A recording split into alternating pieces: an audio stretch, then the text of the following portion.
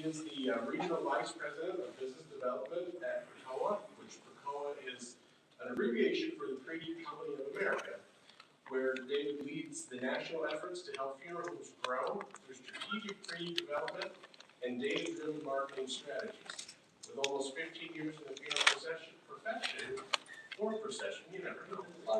David has worked with hundreds of funeral homes across the country to analyze markets, implement technology-enabled growth strategies, and expand preneed engagement.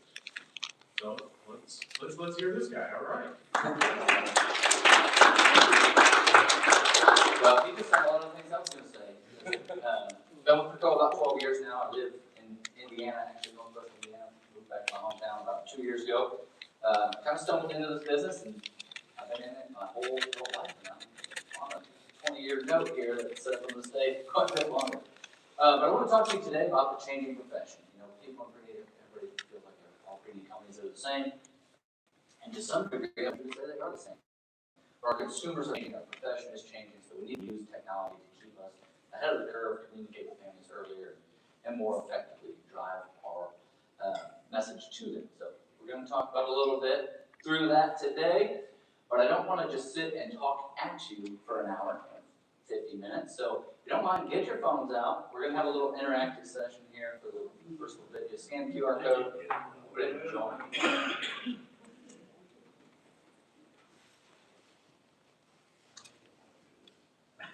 The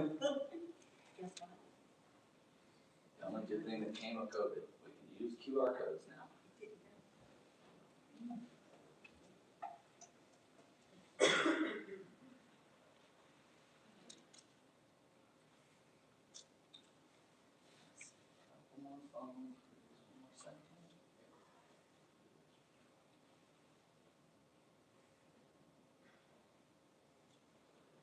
Are you in there now? Well, you can shout your answers out. All right, so how's everybody feeling today? Okay, can we go back? Let's just test the system, see how everybody's feeling today. There we go, there we go, there we go.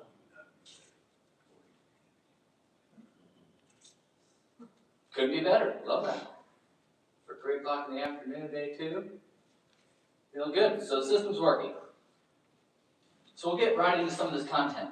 88% of business executives say that their business is changing faster, or people are changing faster than the businesses can keep up. We all venture to agree with that in our business. It seems to be changing pretty rapidly. What's the biggest challenge facing our profession today from your perspective? You can key in on that app there. Sorry. Key app, and it'll plug in up there.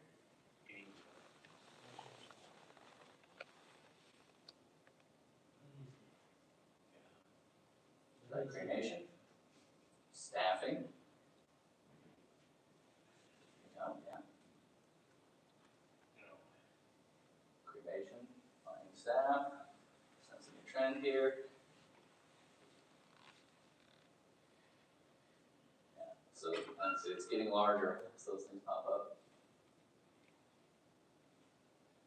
Yeah, cremation definitely seems to be a trend. Families without resources. Yeah. Okay. 2 more typing. Direct cremation. Lead the pack. Okay, well, we see a trend there. Some of the biggest challenges facing our profession today, like Adam mentioned on the front end, I've been traveling the country. I've covered 48 states, been in and out of thousands of funeral homes. Every funeral home I talked to, there's 2 pretty universal challenges, well, plus staffing. We're not going to talk about that because I don't have an answer for that. But average funeral value is on the decline. Your cost of doing business at the same time is on the rise for the last 5 years, especially we've seen rapid rise in the cost of doing business. Most people lead to direct cremation or cremation as the cause of that downward compression on our revenue. And so I want to ask you, what do you think the cremation rate was nationally last year?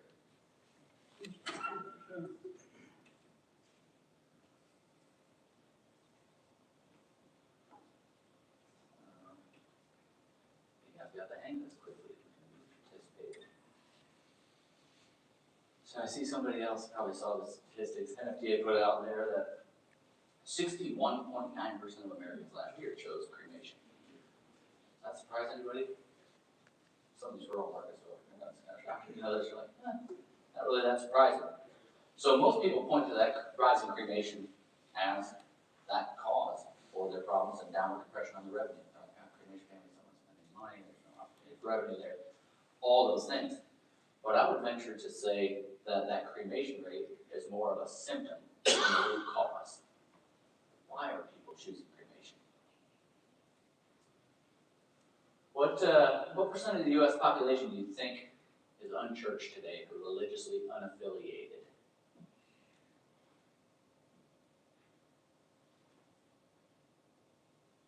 Kind of like when I used to have people shout their answers out. That's the background music. I'm gonna play Jeopardy. Brother David's got my back.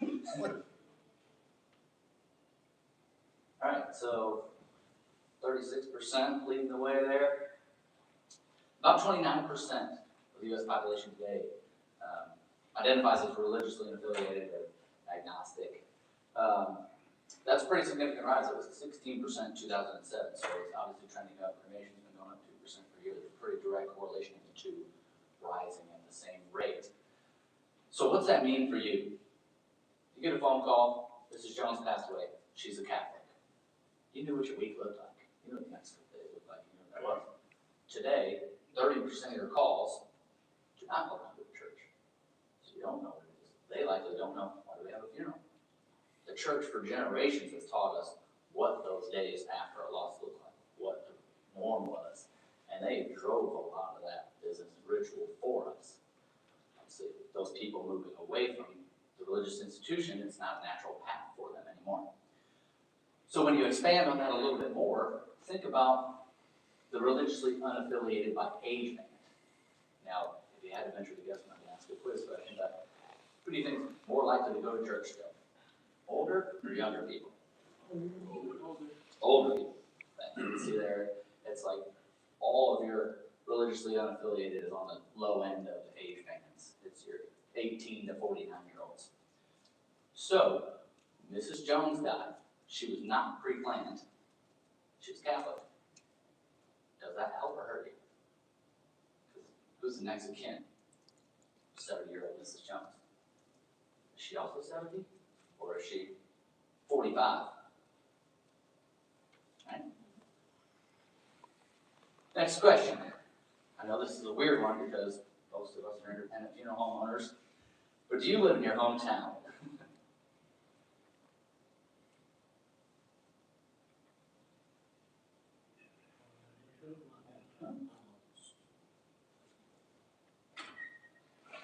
Alright, look at this. Actually better than the last one I did for this statistic. So it looks like about 57% are saying they don't live in their hometown. So raise a hand real quick. How many of you own funeral homes in this room? Okay. So about 60% of Americans say they reside in a town that is not their hometown. About 44% of those cite work as the reason for moving away. How does that impact us? Oh, we've buried that family for generations.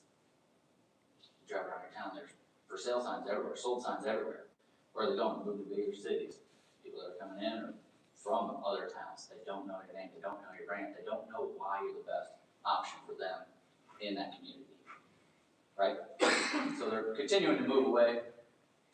And then the next piece is our aging population. By 2034, the 65 and above group will outnumber people under the age of 18 for the first time in U.S. history. And now, for the entire time I've been in funeral service, they're like, oh, the boomer bump, the boomer burst is coming. You know, it's like, everybody gear up for the boomers, gear up for the boomers. Well, Gen X is going to be aging into that now too. So that, because people are living longer, you have a lot more people in that segment there. And obviously the future of that looks a little more challenging once you get through those, but for most of us in this room, we're going to be serving those 65 plus for a number of years. But when you think about all those different things, the religious unaffiliation, the people moving out of town, the aging population very rapidly, we're going to have less younger people helping them inform their decisions. it all leads to reduced built-in value through those norms and institutions driving some of that. So it leads to more direct disposition and cost-related buying. I'm sure you guys are getting more price-related calling today. You get shoppers every day, for the most part, it seems like. And then the boomers that are aging into that we're serving now today, just generally tend to value funerals less. Don't go to church anymore and all those things. So they're not as likely to just naturally say, yeah, I want the same funeral grandma had. Right? It's just that's not around in there. So the loss of ritual and tradition has complicated the loss itself. People ask us the question, they actually ask us, why do I need a funeral? How many of you have been asked that question? See a lot of heads already nodding. Why do I need a funeral? Or I can do it on my own. All those things. So I want to start talking about what that means for you if this trend continues the way it has continued. So I'm going to play a little scenario here. 2026, this year, your funeral home does 300 calls, right? Your cremation rate is probably about 60%, as the national average was. So your average contract's about 7,000. Put those cremation burials all put together, that takes you to a revenue of 2.1 million, right? So let's fast forward 5 years. If you follow that trend, cremation rate is going to rise to about 70, 72% over the next 5 years. You fought hard, you competed well, you kept your value or your service quality up, so people are really liking what you're doing, so you maintained your market share at that 300 calls. Same time, cremation's been on the rise, so your average funeral value fell to $6,500. So what's that mean for you? Your revenue drops to 1.95. At that same time, over 5 years, did any of your employees say, I don't need any pay raises? Did your casket company call in January and say, I'm going to hold your prices? Utilities, taxes, insurance, all the operational costs continue to go up, your revenue's going down. So you lost $150,000 in revenue, meanwhile your costs go up, right? Doesn't paint a pretty picture, and so you can kind of see why this rapid consolidation of our business has started, that we're seeing more and more every day. So I would venture to say our biggest challenge is not cremation, as many people say. Our biggest challenge is waiting too long to educate families on why funerals matter, right? That's where Preneed kind of comes in here. So 90% of people say that they are aware Preneed exists. About 70% think it's a good idea. So 7 out of 10 tell you, yeah, Preneed's a good idea. But on the other side, only 33% say they plan to do anything about it. And more importantly for me, 39% say they know which funeral home they would choose, which kind of matches up to the statistics, 60% of people moved out of town. So there's 39% of your market that doesn't know what funeral home they're going to choose, 33% say they're likely to plan in the future. How do we get the other 40% that say Preneed's a good idea, but don't plan to do anything about it? How do we get them across that? There's a lot of interest, and not a lot of action. So that's what we're going to talk about a little bit here. And it all starts in the Preneed journey. At some point in each of our lives, there's going to be a moment when we realize I'm not going to live forever. It might be you lose a parent, a friend, a health scare, something along those lines. Something's going to prompt you to think about I'm not going to live forever, right? And then you got to find those individuals at that time. So how do we reach those families who've experienced that realization at the right moment with the right message? It's through data. And I'm not talking just census data. You need to understand these people, where they live, what their employment status is, their family stuff, their religious affiliation if there is one, even their political views. Believe it or not, there is a pretty direct response difference in political views by different marketing mediums. So we can talk more about that offline.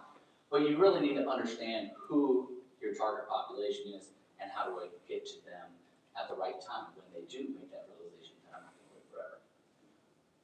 So you got to diversify the message. Because I'm sure, has anybody in here run an active Preneed program before? Let's see, one. I hope more than one has run an active Preneed program here. Anybody doing any Preneed marketing? Okay, there's a couple heads nodding. Okay, so you'll understand it's got to be a diversified message because what attracts one person for that messaging is not going to attract another. So you got to try and diversify your messaging. Obviously, things like direct mail. I've been using direct mail forever. Believe it or not, it still works. We sent over 20 million pieces of direct mail out last year. I promise we would not do that if it didn't work. But you got to use data to drive it to the right people. You can't afford to just blanket mail everybody over the age of 50 like we used to do. And then Facebook campaigns. 85% of our baby boomers are on Facebook. And I don't know about you, but they, in my world, spend a lot of time there. In fact, my grandmother, who's in her late 70s, spends hours and hours there, and most of the time she's calling me Davy on posts that she should not. And so let's give her something to look at and click on. So even thinking about things like that, your Facebook post, even if it's the same message, you got to change your imagery on that, because what catches your attention on social media? Going through, it's the picture that stops you to make sure you message. So you got to be rotating some of those things out. Your lunch and learns, we started with pizza and pre-plan back in the day, and then you try a pie and pre-plan. Now we're starting to see more of these people that are less religiously affiliated. Let's have a wine and peace of mind. Let's get together for a wine down Wednesday. Let's do it at the funeral home. You're probably like, that's weird. Nobody's going to want to do that. I promise you, they will do it. There's a big segment of the population that will come do that. They're looking for a place to have a very hard conversation in a little more informal setting. And sometimes wine usually helps get the words flowing. Senior days, movies, video content on your Facebook page, optimizing your website. All of these ways are people in your community experiencing that moment that I'm not going to live forever. They see a Facebook ad, they see an invite to a wine and peace of mind seminar, they see one of these other things. That's the triggering event that gets them to say, I'm ready to learn more. So once we get that every meaningful moment, they get their better way. Once they're ready to learn more, how are we going to get to them? They're going to raise their hand through direct mail.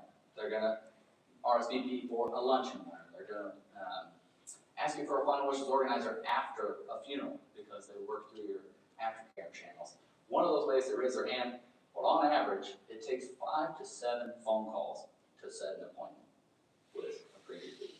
Anybody that makes Preneed calls probably understands that. For those of you who know Dakota, we have a very large funeral planning center that sets appointments with planners. We set 95,000 appointments last year, but we made hundreds and hundreds of thousands of phone calls to set those appointments. So you got to use that data to track who we're contacting and when, because oftentimes they're going to raise their hand through a direct mail survey. Obviously, they send it back through the mail. They don't expect a response tomorrow. You call them a couple weeks later and say, oh yeah, I wanted to do that. I'm just not quite ready right this moment. Call me back in 2 weeks, 2 months, 2 years, whatever it is. And we'll continue those conversations. Every conversation you have is an expansion of that connection with that family. So we want to be capturing notes. A lot of times they'll share their experience. Mrs. Jones, what was it about that day that led you to send that survey back to us? Because I'll tell you, we sent thousands of those out, and only a handful sent back. What was it? And they'll tell you, oh, we're getting older, my kids can't agree on anything, and I want to make sure that we get this done so they don't argue on that day. But whatever it is, you're capturing the notes, so when you talk to them 2 months later, you pick up right where you left off. You want to get this done for your kids so they don't get into that argumentative phase, all those things. And even down to, we use AI here, so it's the same person. If they're not answering the call at a different time of day, it'll actually pick up on that and tell you, the last 3 times we called before noon, they haven't answered. They're 62 years old, they're still employed. They're likely to answer at 5:30 to 6:30, so call in that window, and it makes recommendations. So if your advanced funeral planner has 50 calls to make in a day, it'll stack those up in order most likely to respond at that very time.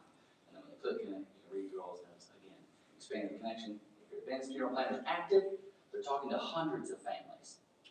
They can't retain all that information, so you've got to make sure it's stored in an effective way, in a way that you can use it to your advantage to expand those connections. And then multiple touch points. So people are responding to different things. They might have sent a direct mail survey back, and then we can't get them on the phone. And then they have a loss in the family, and they become an informant on an acting case. Now, you probably don't want to send them another direct mail survey because that's going to feel very insensitive. So you need the technology to pull them off your future mail list, and then in your notes there, you can see when it comes up as an aftercare lead, do not talk about the direct mail survey. We just experienced a loss, here's the case, here's the information, all that stuff. So you got to ensure every touch point's there. And again, if you're taking 6 months to get back in front of that family, picking up where you left off, refreshing the conversation for both yourself and re-engaging the family with that content that they found really valuable to them. And then that ensures no lead is left behind. And this is crucially important because a lot of times they'll ask you home about their lead generation strategy and their sales performance and things like that. And like, we get a bunch of leads back, but they end up on a stack on the desk. We get too busy, we don't ever call. Well, when we call them leads, it's like, oh, whatever, we lost a little bit of spend. But that was a family that asked you for more information after you asked them if they would value more information. So you can't leave them behind. You have to ensure you follow up with them. So if they follow up, you have to nurture that connection and that lead with gentle nudges, meaningful information related to why they raised their hand in the first place. So we want to make sure we're doing that. And ultimately, you set an appointment and continue that connection to plan that intentional funeral. So all of those things are leading up to that moment when the family says, I'm ready for someone to guide me. Again, 33% say they plan to take action. All these steps are getting us to the 70% that think it's a good idea. So how do we get them to take action? Once you get into the funeral home, set an appointment with your advanced funeral planner, there have been many, many digital tools created. You've probably all seen the tools created, digital applications to help optimize the submission process. Makes it easier for the insurance company, it reduces your paper, it ensures compliance, and it makes processing time a little bit faster, right? There's not a lot done for the actual experience for a family. And so that's why we built a tool now to help make that conversation more meaningful about why funerals matter. Because you get about 90 sacred minutes where you get the opportunity to tell them why we matter to them, why they need us instead of trying to do it on their own. 6 months later at the church or at the park, or all the things that you've heard. You just have one outside of a gun club, like, that's not the place for this, I don't think, but meaningful, we could have helped. So you gotta build a tool that helps through that loss.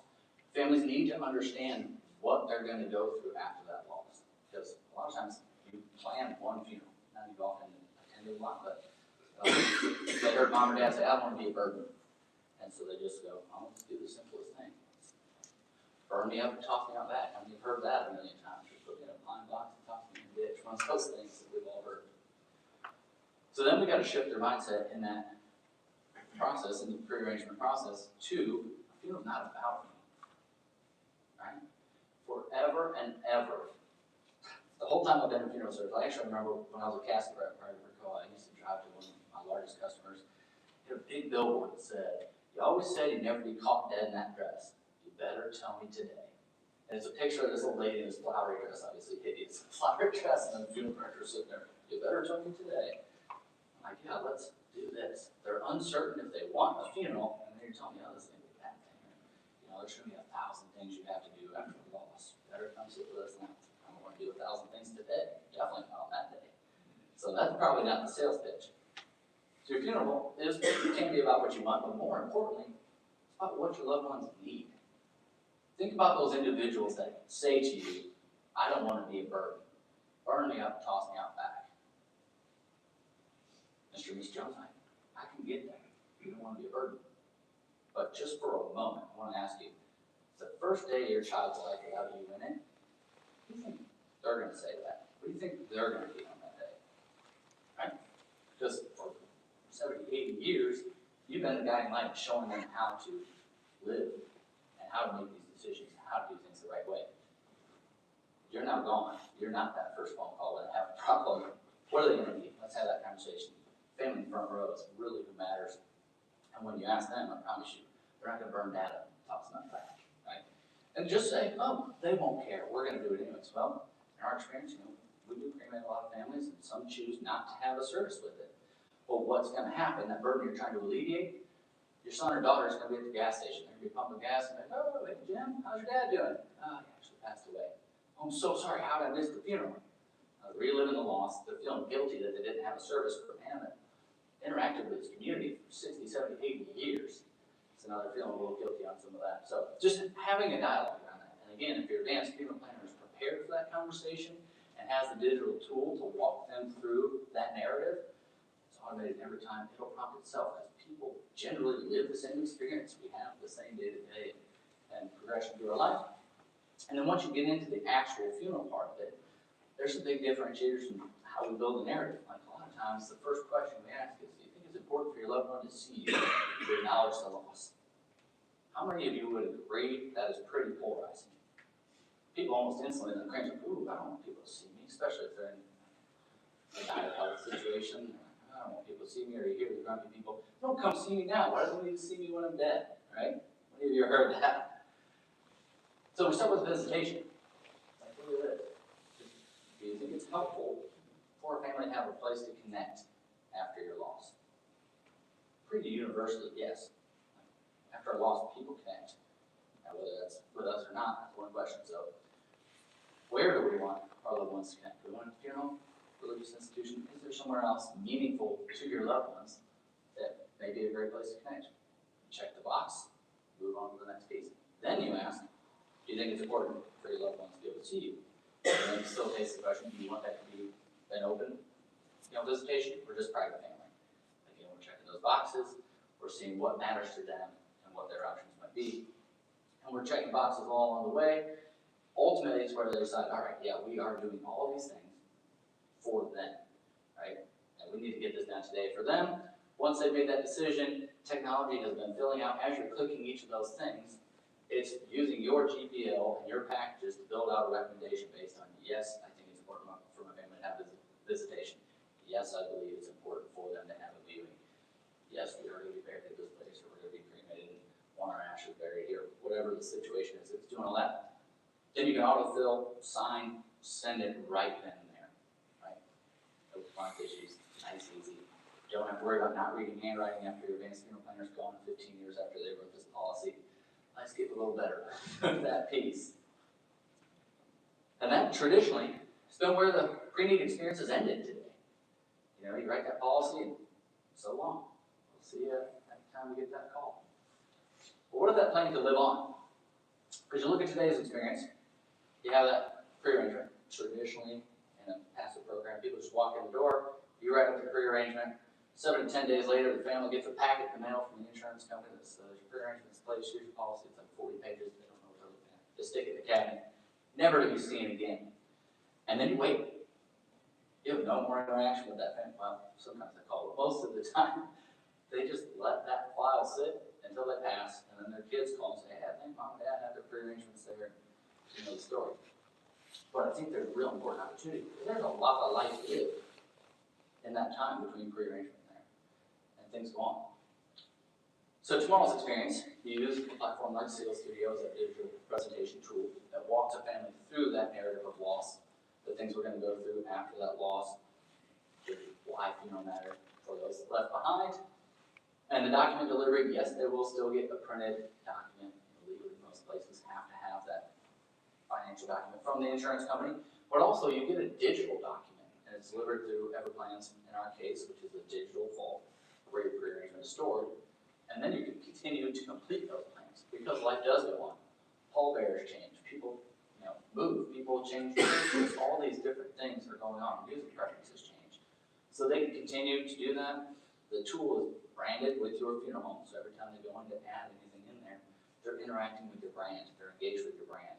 There's other resources in there like storing life insurance documents, storing medications, wills, all that stuff is all in one place and it's all branded with your funeral home. So it's a safe place to store that they can go to, again, created by you. And then at time of claim, of course, you got an automatic digital claim. So get a call in the middle of the night, funeral director pulls up the app, they can see exactly what's in there, even up to date. If they've started writing their own obituary, if they got, different requests that they wanted to put in it, you know where all that stuff is right there the second you need it. And then that digital vault, again, it's going to be branded to your funeral home up there. And then after I'm gone, running through each of the things that they're going to need to do for all these different people. All the preferences are secured, centralized, and it's a guide them through completing each of this, and they'll explain why it's important to complete each of these things. So at time of loss, these are the things that are going to happen afterwards. Let's start getting a jump on that. You might be able to provide information about the utility company, the account numbers, whatever it is. You can put all that stuff in to make it easier to transition. And then they can edit, save the actual funeral, well, not the actual funeral plan, but some of the preferences in there. So if any of the preferences change, they start writing their obituary or editing their obituary as life continues to go on. It's updated in there. They can leave letters for others. So they can go ahead of time and think about, on the day I die, what do I want that person to know? What do I want this person to know? They can write letters to them. So when your funeral director comes in and sits down with the family, explains that their family left this legacy for them, and then you can choose to trigger those letters to go to all the people that they had written those to.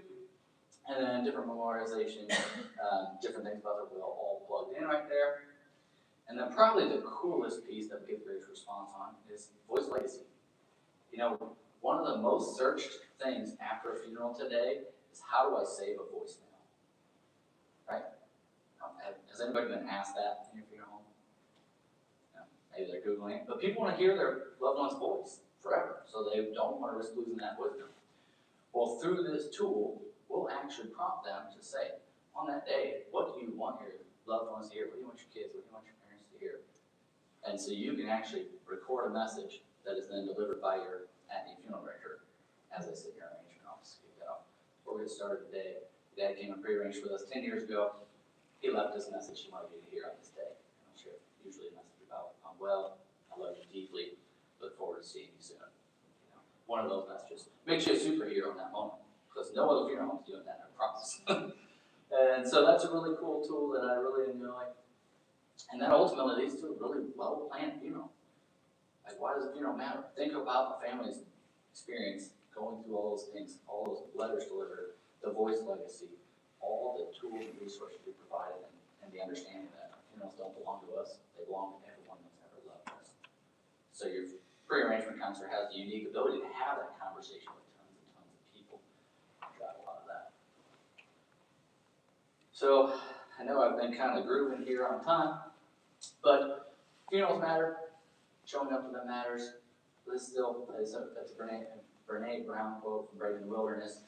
And I think we're in a unique position today where we can actually educate people on why funerals do still matter.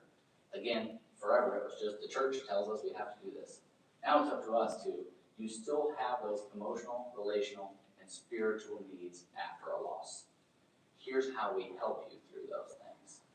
And so at that time of loss, instead of going into business mode and sitting here with us, collecting all the information that you don't have in place, and making the decisions you don't want to, arguing with your siblings, all those things, we can show you how to make that easier. It's essentially pick a date and time, and it's a well-planned, intentional funeral. So, I know it kind of grew through a lot of that stuff, and I saw a lot of heads nodding, but I know we're late in the afternoon, so I thought I'd leave it open to some Q&A about some of those tools, and maybe some feedback on, kind of some of those different tools.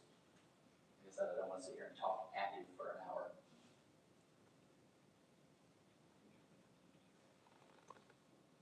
Does the funeral director know ahead of time what the voice message is or what the letter is? Absolutely. Absolutely. Funeral director does have access, because in case they put something crazy in there, you'll have the discretion. Be prepared. I hated all of it.